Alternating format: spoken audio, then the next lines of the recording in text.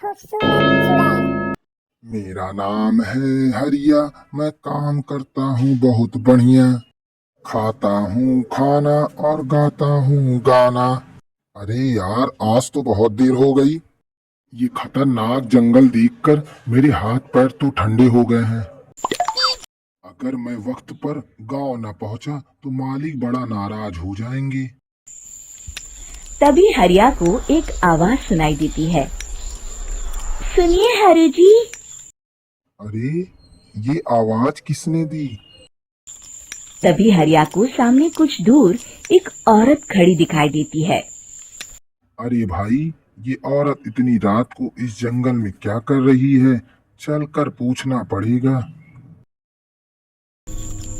फिर हरिया अपनी बैलगाड़ी उस औरत के सामने लाकर रोक देता है और उससे पूछता है। अरे सुनिए तो, आप इतनी रात को इस खतरनाक जंगल में अकेली क्या कर रही हैं? तभी वो औरत मीठी आवाज में कहती है, अरे हरु जी, आप आ गए। मैं कब से आपका इंतजार कर रही थी। वैसे तो यहाँ से काफी लोग गुजर चुके हैं, लेकिन मैं खास आपका इंतजार कर रही थी। अच्छा, तुम सच कह रही हो?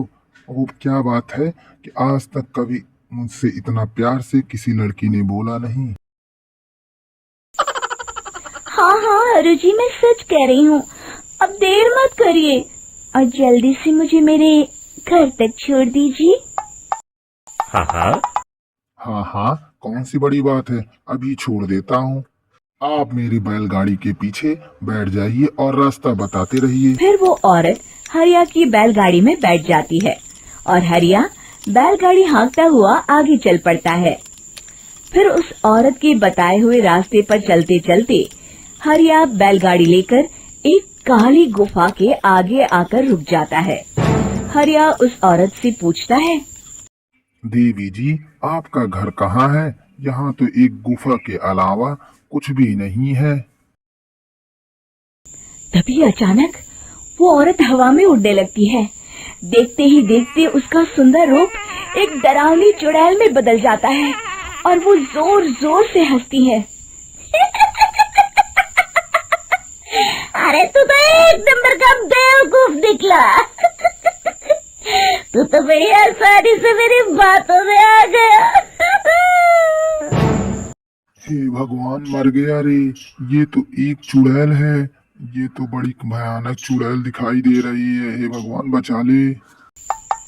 और फिर अगले ही पल हरिया की बैलगाड़ी में रखा सारा सामान हवा में उड़ता हुआ उस काली गुफा के अंदर चला जाता है और वो चुड़ैल भी उस गुफा के अंदर जाकर कहीं गायब हो जाती है।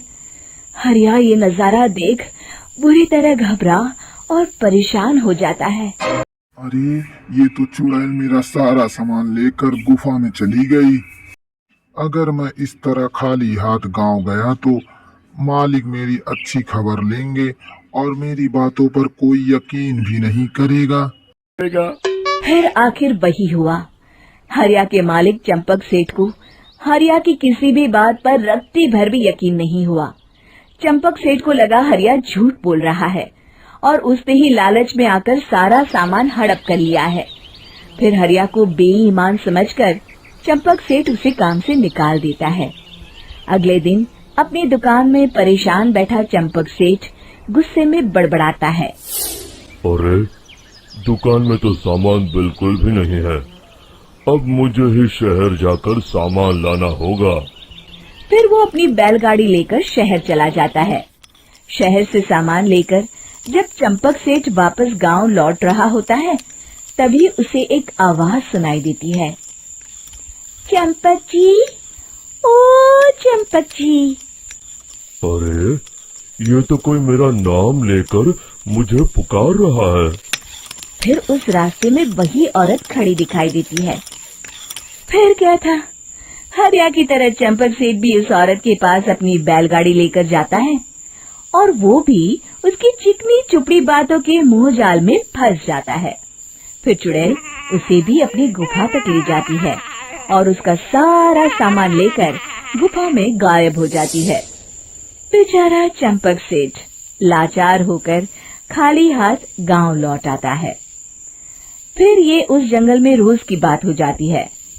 जो कोई भी शहर से कुछ लेकर गांव की तरफ लौटता, वो चुड़ैल उसे बेवकूफ बनाकर उसका सारा सामान लेकर गुफा में गायब हो जाती। एक दिन हरिया एक लकड़हारे को उसी जंगल की तरफ जाते हुए देखता है। फिर हरिया उसे रोकते हुए कहता है, अरे भाई, क्यों अपनी मौत को दावत दे रहे हो? मेरी बात मानो, आगे जंगल में मत जाओ, वहाँ एक बड़ी भयानक चुड़ैल रहती है। लकड़हारा हरिया की बातों को नजरअंदाज करते हुए कहता है, अरे भाई, मुझे पहले ही बहुत देर हो चुकी है, मुझे जाने दो भाई। शाम तक लकड़ियाँ काट कर शहर के बाजार में बेचना है। तुम अपनी ये कहानी किसी फुर्सत में बैठे इंसान को सुनाओ, मैं तो चला। इतना कहकर लकड़हारा वहाँ से आगे जंगल की तरफ चला जाता है। फिर अगले दिन गांव के मुखिया के घर के बाहर बहुत सारे लोग जमा हो जाते हैं। तभी हाथ में कुल्हाड़ी लिए खड़ा लकड़हारा कहता है, अरे मुखिया जी, अब आप ही हमें बचाइए उस जंगल वाली चुड़ैल से। हमारा सारा काम तो शहर से ही होता है। अरे मुखिया जी, उस चुड़ैल की वजह से तो मैं पूरी तरह बर्बाद हो गया हूँ। हम सबको मिलकर उस चुड़ैल का कोई इलाज करना पड़ेगा। तभी भीड़ में खड़ा वीरा कहता है, आप लोग चिंता मत करिए, कल से वो चुड़ैल किसी को नहीं लूट पाएगी। मेरे पास एक बहुत अच्छी तरकीब है। तभी चंपक सेठ उसका मजाक उड़ाते हुए कहता है, अरे तेरा नाम वीरा है तो क्या हुआ? तूने अभी उस चुड़ैल को देखा नहीं है? जाकर अपना काम कर, बड़ा आया। तब मुखिया जी कहते हैं, नहीं नहीं चंपक सेठ, मुझे लगता है हमें इस लड़के को एक मौका देना चाहिए। फिर सभी गांव वाले मुखिया जी की बातों से सहमत हो जाते हैं और वीरा शाम को एक बैलगाड़ी में कुछ सामान लादकर उस जंगल की ओर चल देता है। वीरा, ओ वीरा, कहाँ जा रहा है? तभी वीरा मुड़ के देखता है, वही चुड़ैल एक औरत के रूप में खड़ी है। अरे बहन जी, मैं आपको ही ढूंढ रहा था। देखिए, मैं आपके लिए क्या लाया हूँ। अरे वाह, तो खुद मेरे लिए इतना सामान लाया है।